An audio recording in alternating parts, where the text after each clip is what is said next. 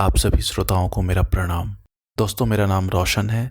आज मैं आपके लिए लेकर आया हूँ मुंशी प्रेमचंद की लिखी कहानी शंखनाद। तो आइए शुरू करते हैं कहानी का पाठ। भानु चौधरी अपने गांव के मुखिया थे। गांव में उनका बड़ा मान था। दारोगा जी उन्हें टाट बिना जमीन पर न बैठने देते। मुखिया साहब की ऐसी धाक बंधी हुई थी कि उनकी मर्जी बिना गांव में एक पत्ता भी नहीं हिल सकता था। कोई घटना, चाहे वह सास बहू का विवाद हो, चाहे मेर या खेत का झगड़ा, चौधरी साहब के शासनाधिकार को पूर्ण रूप से सचेत करने के लिए काफ़ी थी। वह तुरंत घटनास्थल पर जा पहुंचते। तहकीकात होने लगती। गवाह और सबूत के बिना किसी अभियोग को सफलता सहित चलाने में जिन बातों की जरूरत होती है, उन सब पर विचार होता और चौधरी जी के दरबार में फैसला हो जाता। किसी को अदालत जाने की जरूरत न पड़ी। हाँ, कष्ट के लिए चौधरी साहब कुछ फीस जरूर ले लेते थे। यदि किसी अवसर पर फीस मिलने में असुविधा के कारण उन्हें धीरज से काम लेना पड़ता तो गांव में आफत मच जाती थी, क्योंकि उनके धीरज और दारोगा जी के क्रोध में कोई घनिष्ठ संबंध था। सारांश यह कि चौधरी से उनके दोस्त दुश्मन सभी चौकन्ने रहते थे। चौधरी महाशय के 3 सुयोग्य पुत्र थे। बड़े लड़के बितान एक सुशिक्षित मनुष्य थे। डाकिये के रजिस्टर पर दस्तखत कर लेते थे। बड़े अनुभवी, बड़े मर्मज्ञ, बड़े नीति कुशल, मिर्जई की जगह कमीज पहनते, कभी कभी सिगरेट भी पीते, जिससे उनका गौरव बढ़ता था। यद्यपि उनके ये दुर्व्यसन बुढ़े चौधरी को नापसंद थे, पर बेचारे बेबस थे, क्योंकि अदालत और कानून के मामले बितान के हाथों में थे। वह कानून का पुतला था। कानून की दफाएं उसकी जबान पर रखी रहती थी। गवाह पढ़ने में वह पूरा उस्ताद था। मंझले लड़के शान चौधरी कृषि विभाग के अधिकारी थे। बुद्धि के मंद, लेकिन शरीर से बड़े परिश्रमी। जहाँ घास न जमी हो वहाँ केसर जमा दे। तीसरे लड़के का नाम गुमान था। वह बड़ा रसिक, साथ ही उदंड भी था। मुहर्रम में ढोल इतने जोरों से बजाता था कि कान के पर्दे फट जाते। मछली फंसाने का बड़ा शौकीन था। बड़ा रंगीला जवान था। खंजरी बजा बजा कर जब वह मीठे स्वर से ख्याल गाता तो रंग जम जाता। उसे दंगल का ऐसा शौक था कि कोसों तक धावा मारता, पर घर वाले कुछ ऐसे शुष्क थे कि उसके इन व्यसनों से तनिक भी सहानुभूति न रखते थे।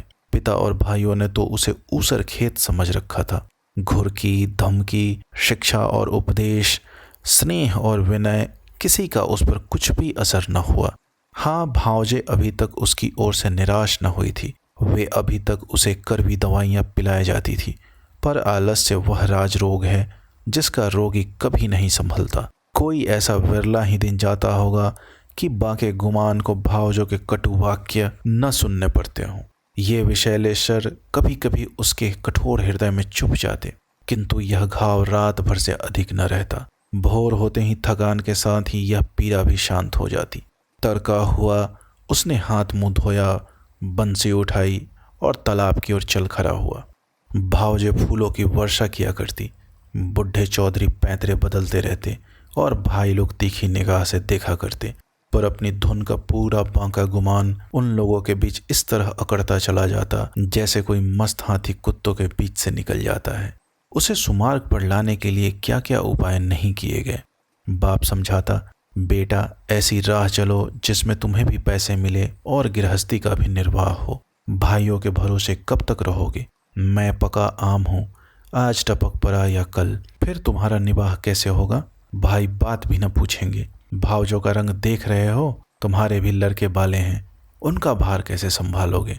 खेतों में जी न लगे, कहो कांस्टेबली में भर्ती करवा दूं। बांका गुमान खरा खरा यह सब सुनता, लेकिन पत्थर का देवता था, कभी न पसीजता। इन महाशय के अत्याचार का दंड उनकी स्त्री बेचारी को भोगना पड़ता। मेहनत के घर के जितने काम होते वे उसी के सिर थोपे जाते।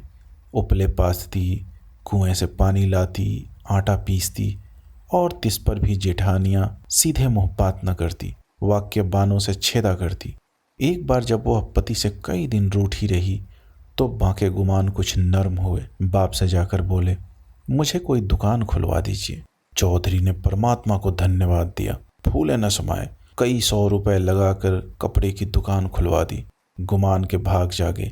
तंजेब के चुन्नटदार कुर्ते बनवाए, मलमल का साफा धानी रंग में रंगवाया। सौदा बिके या ना बिके उसे लाभ ही होना था। दुकान खुली हुई है, 10-5 गाढ़े मित्र जमे हुए हैं, चरस की दम और ख्याल की ताने ओढ़ रही हैं। चल झटपट री जमुना तटरी, खरो नटखटरी। इस तरह 3 महीने चैन से कटे। बाके गुमान ने खूब दिल खोलकर अरमान निकाले, यहाँ तक कि सारी लागत लाभ हो गई। टाट के टुकड़े के सिवा और कुछ न बचा। बुढ़े चौधरी कुएं में गिरने चले। भावजों ने घोर आंदोलन मचाया। अरे राम, हमारे बच्चे और हम चीथड़ों को तरसे, गाढ़े का एक कुर्ता भी नसीब न हो, और इतनी बड़ी दुकान इस निखट्टू का कफन बन गई। अब कौन मुंह दिखाएगा? कौन मुंह लिए? वह फिर घर आया और फिर वही पुरानी चाल चलने लगा। कानून दाबितान उनके ये ठाट बाट देख कर चल जाता। मैं सारे दिन पसीना बहाऊं, मुझे नैन सुख का कुर्ता भी न मिले। यह अपाहिज सारे दिन चरपाई तोड़े और यूं बन ठन कर निकले। ऐसे वस्त्र तो शायद मुझे अपने ब्याह में भी न मिले होंगे। मीठे शान के हृदय में भी कुछ ऐसे ही विचार उठते थे। अंत में यह जलन न सही गई और अग्नि भड़की तो एक दिन कानून दाबितान की पत्नी गुमान के सारे कपड़े उठा लाई और उन पर मिट्टी का तेल उड़ेल कर आग लगा दी। ज्वाला उठी, सारे कपड़े देखते देखते जलकर राख हो गए। गुमान रोते रहे। दोनों भाई खड़े तमाशा देखते थे। बुढ़े चौधरी ने यह दृश्य देखा और सिर पीट लिया। यह द्वेषाग्नि है, घर को जलाकर तब बुझेगी। यह ज्वाला तो थोड़ी देर में शांत हो गई, परंतु हृदय की आग ज्यों की त्यों धधकती रही। अंत में एक दिन बुढ़े चौधरी ने घर के सब मेंबरों को एकत्र किया और इस गूढ़ विषय पर विचार करने लगे कि बेड़ा कैसे पार हो।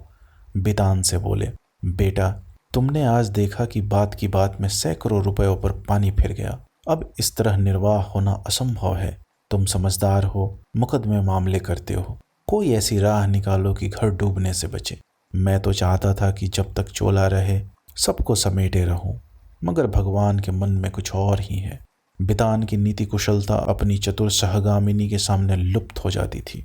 वह अभी उसका उत्तर सोच रहे थे कि श्रीमती जी बोल उठी, दादाजी, अब समझाने बुझाने से काम न चलेगा। सहते सहते हमारा कलेजा पक गया।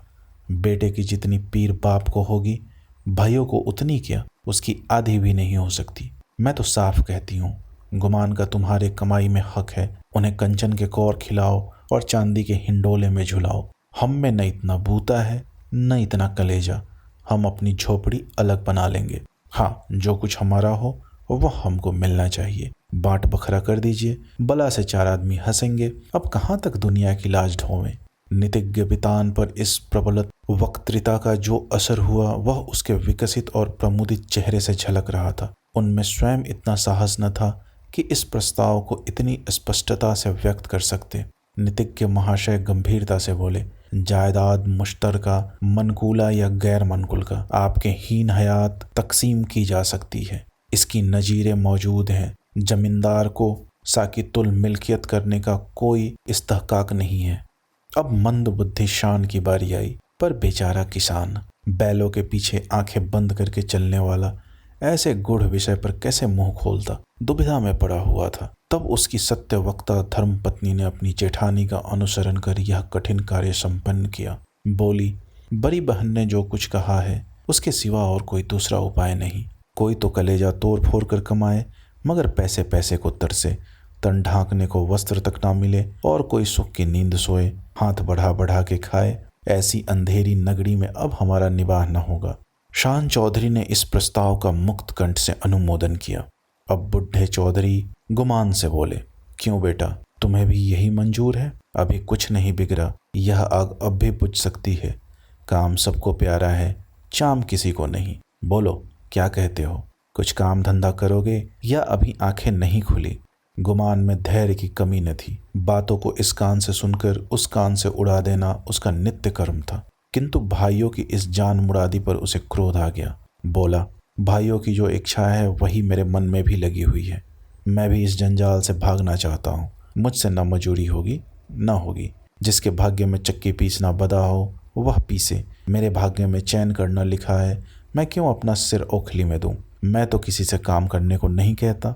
आप लोग क्यों मेरे पीछे पड़े हुए हैं? अपनी अपनी फिक्र कीजिए, मुझे आज से आटे की कमी नहीं है।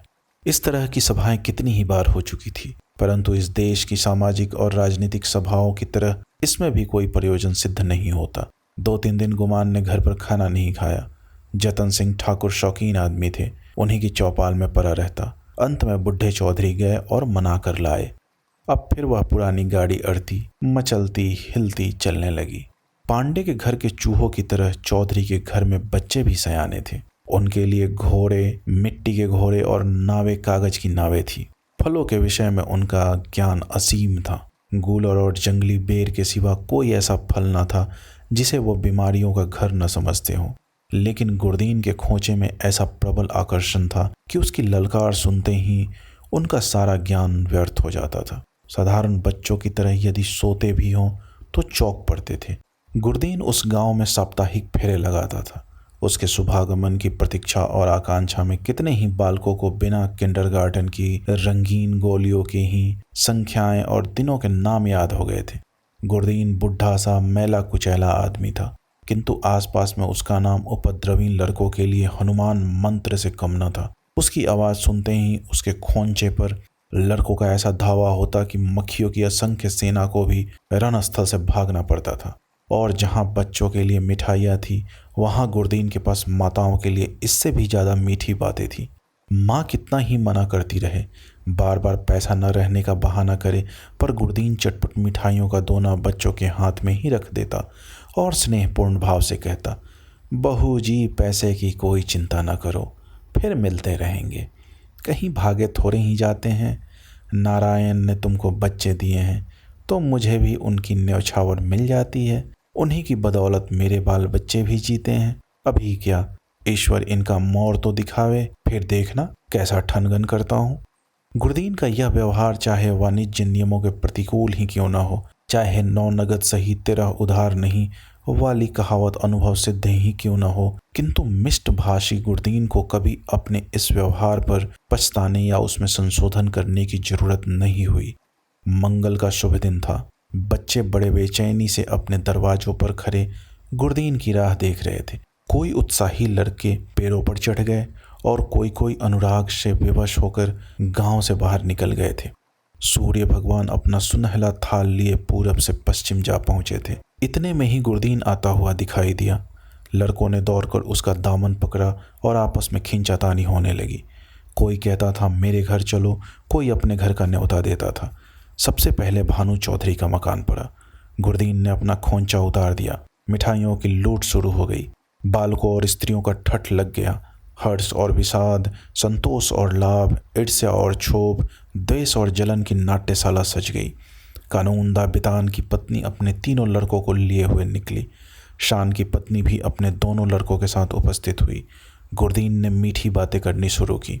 पैसे झोली में रखे, धेले की मिठाई दी और धेले का आशीर्वाद। लड़के दोने लिए उछलते कूदते घर में दाखिल हुए। अगर सारे गांव में कोई ऐसा बालक था जिसने गुरदीन की उदारता से लाभ न उठाया हो तो वह बांके गुमान का लड़का धान था। यह कठिन था कि बालक धान अपने भाइयों बहनों को हंस हंस कर और उछल उछल कर मिठाइयाँ खाते देखकर सब्र कर जाए। उस पर तुर्रा यह है कि वे उसे मिठाइयाँ दिखा दिखा कर ललचाते और चिढ़ाते थे। बेचारा धान चिढ़ता और अपनी माता का आंचल पकड़ पकड़ कर दरवाजे की तरफ खींचता था, पर वह अबला क्या करे। उसका हृदय बच्चे के लिए ऐंठ ऐंठ कर रह जाता था। उसके पास एक पैसा भी नहीं था। अपने दुर्भाग्य पर, जेठानियों की निष्ठुरता पर और सबसे ज्यादा अपने पति के निखट्टूपन पर कुढ़ कुढ़ कर रह जाती थी। अपना आदमी ऐसा निकम्मा न होता तो क्यों दूसरों का मुंह देखना पड़ता, क्यों दूसरों के धक्के खाने पड़ते। उसने धान को गोद में उठा लिया और प्यार से दिलासा देने लगी, बेटा रोओ मत, अब की गुरदीन आवेगा तो तुम्हें बहुत सी मिठाइयाँ ले दूंगी। मैं इससे अच्छी मिठाई बाजार से मंगवा दूंगी। तुम कितनी मिठाई खाओगे। यह कहते कहते उसकी आंखें भर आई। आह, यह मनहूस मंगल आज ही फिर आवेगा और फिर से यही बहाने करने पड़ेंगे। हाय, अपना प्यारा बच्चा धेले की मिठाई को तरसे और घर में किसी का पत्थर सा कलेजा न पसीजे। वह बेचारी तो इन चिंताओं में डूबी हुई थी और धान किसी तरह चुप ही न होता था। जब कुछ वश न चला तो माँ की गोद से जमीन पर उतर कर लौटने लगा और रो रो कर दुनिया सिर पर उठा ली। माँ ने बहुत बहलाया फुसलाया, यहाँ तक कि उसे बच्चे की इस हठ पर क्रोध भी आ गया। मानव हृदय के रहस्य कभी समझ में नहीं आते। कहाँ तो बच्चे को प्यार से चिपटाती थी, ऐसी झल्लाई कि उसे 2-3 थप्पड़ जोर से लगाए और घुरक कर बोली, चुप रह अभागे, तेरा मुंह मिठाई खाने का है, अपने दिन को नहीं रोता, मिठाई खाने चला है। बांका गुमान अपनी कोठरी के द्वार पर बैठा हुआ यह कौतुक बड़े ध्यान से देख रहा था। वह इस बच्चे को बहुत चाहता था। इस वक्त के थप्पड़ उसके हृदय में तेज भाले के समान लगे और चुभ गए। शायद उनका अभिप्राय भी यही था। दुनिया रुई को ढूंढने के लिए ताक पर चोट लगाता है। जिस तरह पत्थर और पानी में आग छिपी रहती है, उसी तरह मनुष्य के हृदय में भी, चाहे वह कैसा भी क्रूर और कठोर क्यों न हो, उत्कृष्ट और कोमल भाव छिपे रहते हैं। गुमान की आंखें भर आई। आंसू की बूंदें बहुधा हमारे हृदय की मलिनता को उज्जवल कर देती है। गुमान सचेत हो गया। उसने जाकर बच्चे को गोद में उठा लिया और अपनी पत्नी से करुणोत्पादक स्वर में बोला, बच्चे पर इतना क्रोध क्यों करती हो? तुम्हारा दोषी मैं हूँ। मुझको जो दंड चाहो दो। परमात्मा ने चाहा तो कल से लोग इस घर में मेरा और मेरे बाल बच्चों का भी आदर करेंगे। तुमने आज मुझे सदा के लिए इस तरह जगा दिया, मानो मेरे कानों में शंखनाद कर मुझे कर्म पथ में प्रवेश का उपदेश दिया हो। दोस्तों, उम्मीद करता हूँ यह कहानी आपको अच्छी लगी होगी। फिर से किसी दिन कोई अच्छी सी कहानी लेकर आऊँगा आपके लिए। तब तक के लिए विदा दीजिए। धन्यवाद।